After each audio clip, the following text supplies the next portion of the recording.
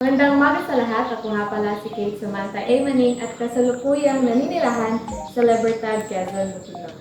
At ngayong araw na ito ay papakita ko sa inyo ang iba't ibang infrastruktura ng aming barangay. Tara, ililibot ko kayo.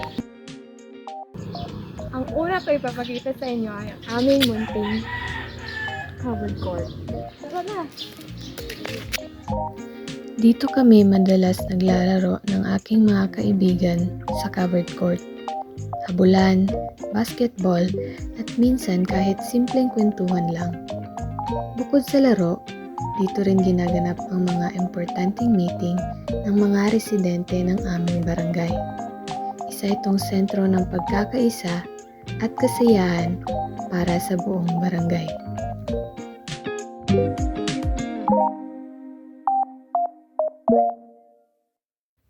Ang katabi nito ay ang daycare center kung saan ako nag-aral ng daycare.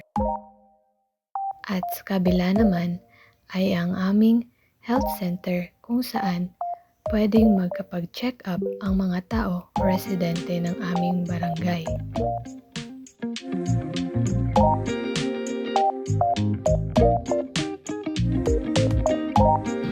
Ngayon ay dadako naman tayo sa aming barangay hall.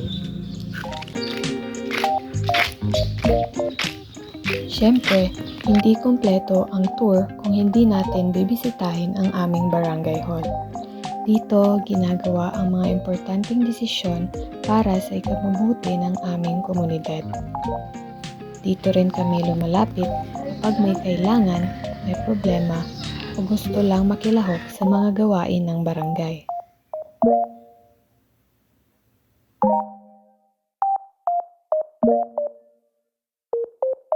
Ang aming multipurpose kung saan nagtitipon-tipon ang mga tao o residente ng aming barangay kasama ng mga opisyalis.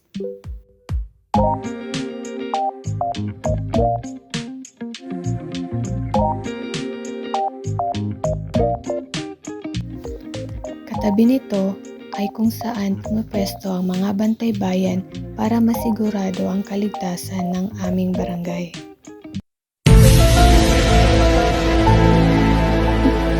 At para sa panghuling infrastruktura na ipapakita ko sa inyo ay ang Libertad Elementary School, kung saan ako nag-aral ng elementarya. Tara! Dito nagsimula ang lahat, ang aking mga pangarap, ang aking mga kaalaman, at syempre, ang mga alaala kasama ang mga kaibigan. Hanggang ngayon, sariwa pa rin sa akin ang tunog ng bell.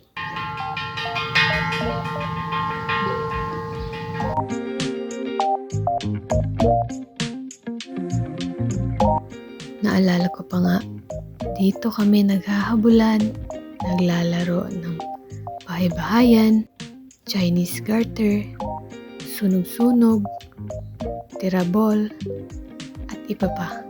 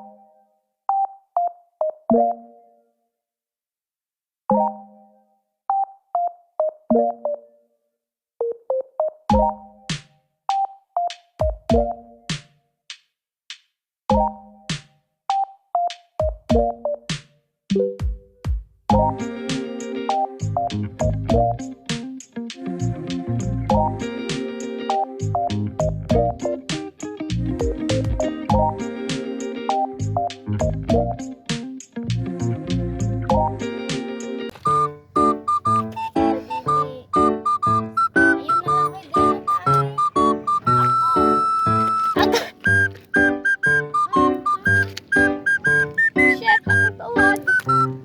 Tama. Di ba?